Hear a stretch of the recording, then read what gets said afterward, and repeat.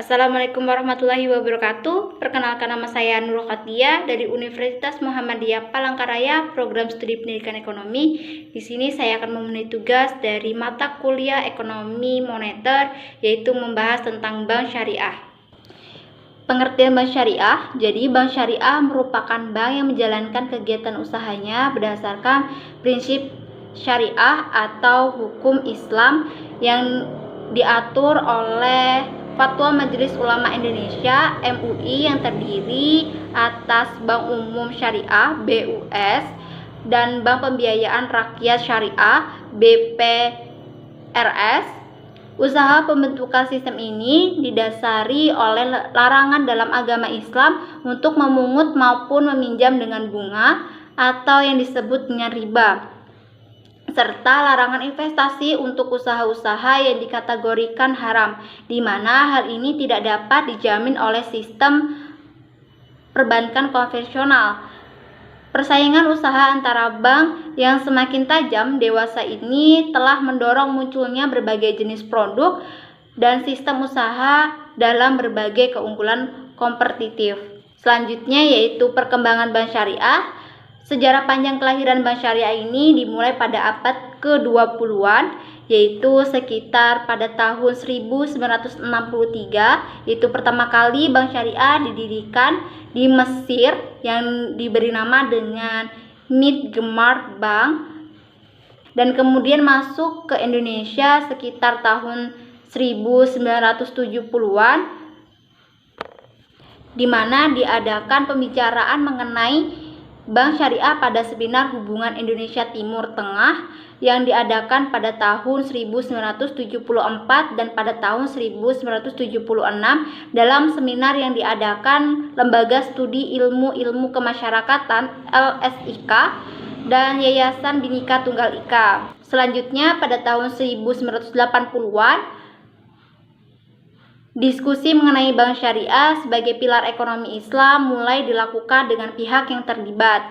Namun, karena belum dimungkinkan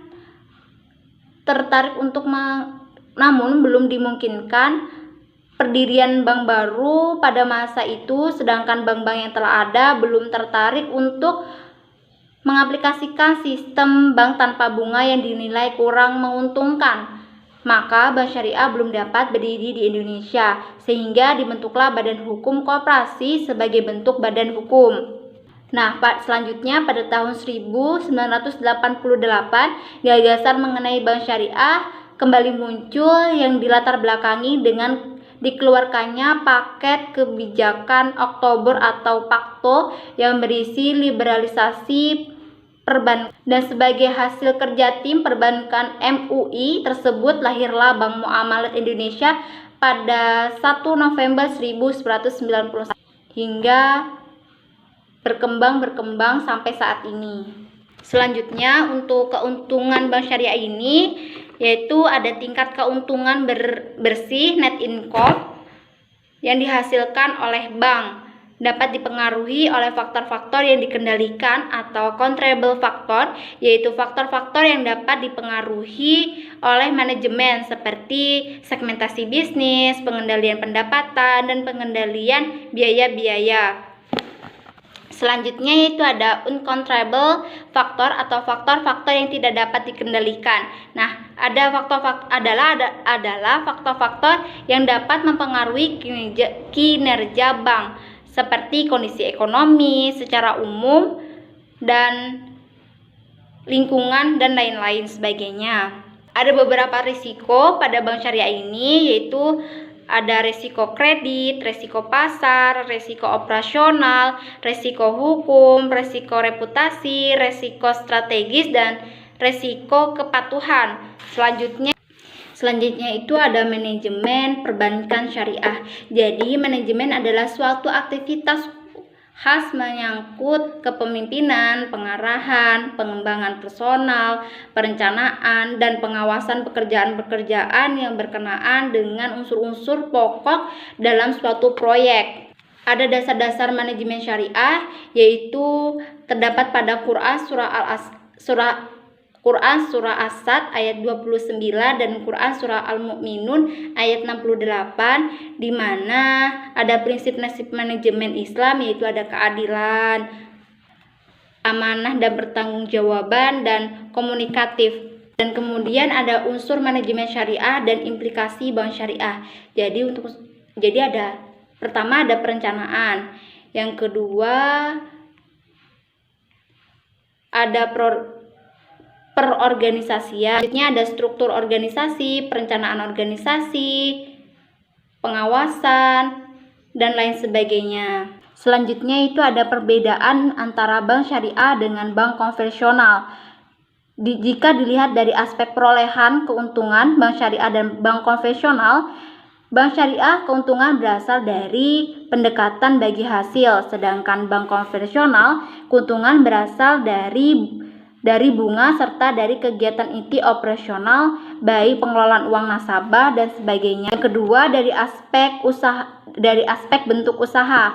Jadi pada bank syariah, karena bunga tidak dibenarkan dalam agama Islam, maka nasabah yang menyimpan uang pada bank syariah tidak mendapatkan bunga, melainkan bagi hasil. Sedangkan pada bank konvensional pengelolaan dan pada bank konvensional yang menggunakan sistem bunga, persentasinya tetap. Selanjutnya itu dilihat dari aspek proses-proses transaksi perbankan. Pada bank syariah, transaksi berdasarkan Al-Quran dan hadis dan telah difatwakan oleh Majelis Ulama Indonesia (MUI). Jenis transaksi antara lain itu ada akad mudharabah bagi hasil, akad al-musyarakah, akad al-musakat, akad al-ba'i, akad ijarah, dan al-wakalah. Sedangkan pada bank konvensional, transaksi berdasarkan pada hukum yang berlaku di Indonesia, yaitu seperti hukum perdata dan pidana. Selanjutnya yaitu ada pengkredit dan pinjaman. Jadi pada bank syariah, proses pinjaman diterapkan dalam jumlah tetap berdasarkan keuntungan yang sudah disetujui antara pihak bank dan nasabah saat akad kredit. Misalnya seorang debitur meminjam uang untuk usaha, kemudian pada bulan ketiga tidak dapat mampu membayar cicilan, maka kerugian ini juga ditanggung oleh pihak bank sebagai kreditur, yang artinya jika pendapatan bank menurun karena adanya kredit macet, maka bagi hasil yang diterima oleh investor dan penyimpanan dana lainnya juga menurun. Sedangkan pada bank konvensional tentunya berbeda dengan bank syariah. Pada bank konvensional ada yang membayar cicil tepat waktu, hal ini karena presentasi bunga yang diberikan pada investor dan penyimpanan dana di bank tidak berubah, baik di saat kredit maupun macet maupun tidak. Selanjutnya dilihat dari aspek sistem bunga. Pada bank syariah, eksistensi bunga tidak diakui kehalaman oleh agama Islam. Maka itu bank syariah tidak menggunakan sistem ini. Intinya, jika bank mendapat laba yang besar, maka jumlah bagi hasil yang diterima investor dan nasabah juga ikut bertambah. Sebaliknya, jika laba atau keuntungan bank berkurang, maka bagi hasil yang diterima investor dan nasabah pun ikut berkurang. Sedangkan bank konvensional, besar bunga sudah ditentukan oleh pihak sesuai dengan besarnya pinjaman. Kemudian untuk nasabah yang menyimpan uangnya pada bank konvensional, presentasi bunganya tidak akan bertambah walaupun bank mendapatkan laba yang besar. Begitupun juga saat bank merugi, maka presentasi bunga tidak akan berkurang atau tetap. Kemudian dilihat dari hubungan nasabah dan bank. Jadi pada bank syariah itu disebut dengan kemitraan, sedangkan pada bank konvensional itu kreditur dan debitur. Dan dilihat pada aspek keberadaan dewan pengawas.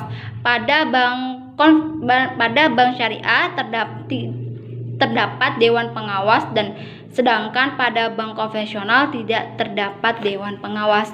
Mungkin itu saja yang dapat saya sampaikan. Wabillahi taufiq wal hidayah. Wassalamualaikum warahmatullahi wabarakatuh.